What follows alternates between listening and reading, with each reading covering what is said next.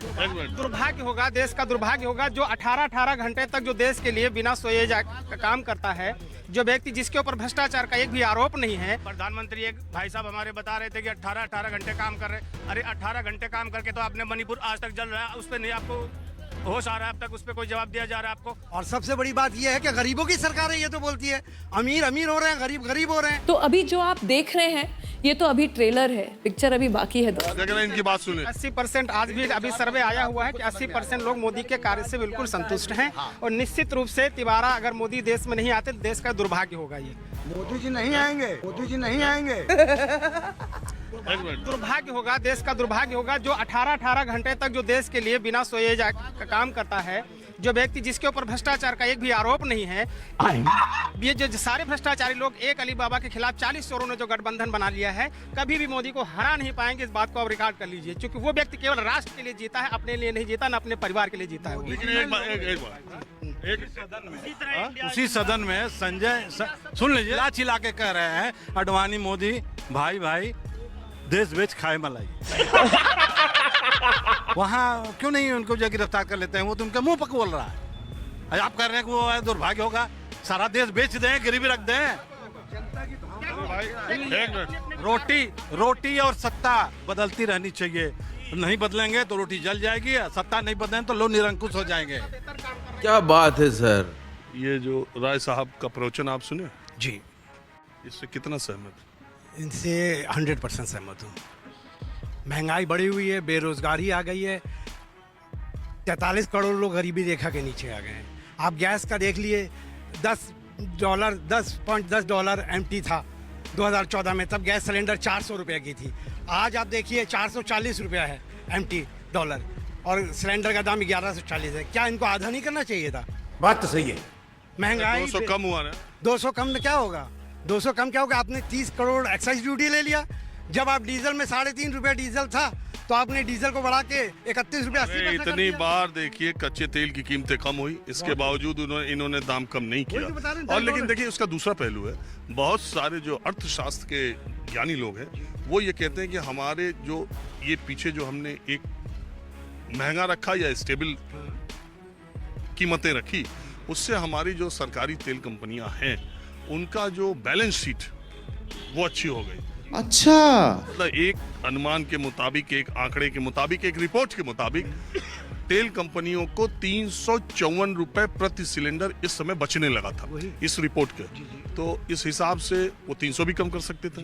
लेकिन अभी रक्षाबंधन है ना, होली दिवाली के लिए भी तो कुछ रखना चाहिए। इलेक्शन भी है ना, इलेक्शन में तो करेंगे रेवड़ी।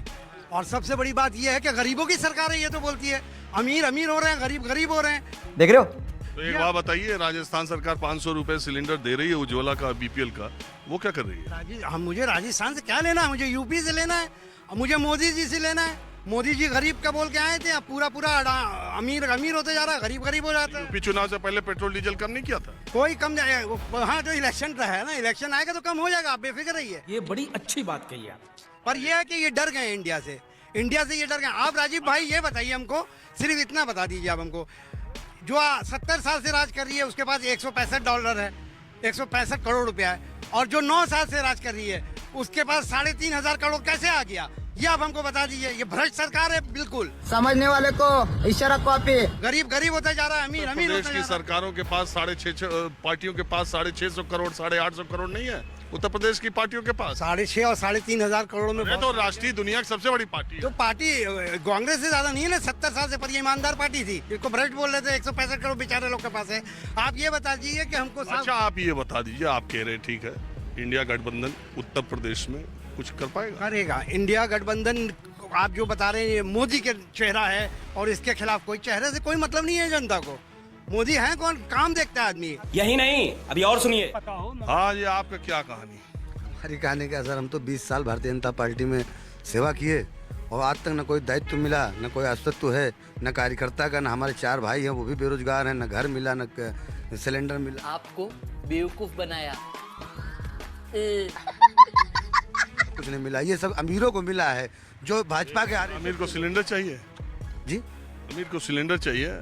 अमीर को क्या चाहिए? अमीर 5 किलो राशन चाहिए। 5 किलो राशन नहीं दे रहे हैं, 5 किलो भीख दे रहे हैं हमें, आप समझ लीजिए। ये भीख दे रहे हैं। आज मैं आपके सामने नौजवान खड़ा हूँ, मैंने भाजपा को 4 बार रखते आप कहाँ से नौजवान लग रहे हैं यार?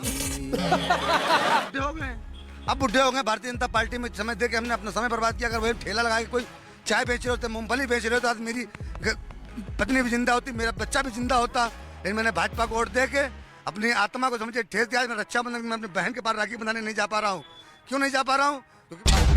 बोलने दे तकलीफ हुआ है बेचारे। ये हजरतगंज दारुसफा का नशा भी खराब है। नहीं, नशा तो सर आप सही कह रहे हैं, लेकिन यहाँ का नशा लग गया। आज इस नशा को मैं जानबूझ के बता रहा हूँ। मैं आपको बहुत धन्यवाद दे रहा हूँ। मैं सोचता था कोई बड़ा चैनल है जिससे मेरी आवाज़ ऊपर तक पहुँचे। आज का नौजवान राहुल गांधी को लाइक कर रहा है। राहुल गांधी हमारे देश का प्रधानमंत्री बनेगा। हमारे देश का भविष्य अगर कोई है तो राहुल गांधी है। यार गलत समय पर गलत जगह समय लगाए आप 20 साल में। जब बीजेपी में समय लगाना था तो आप चल गए दूसरे।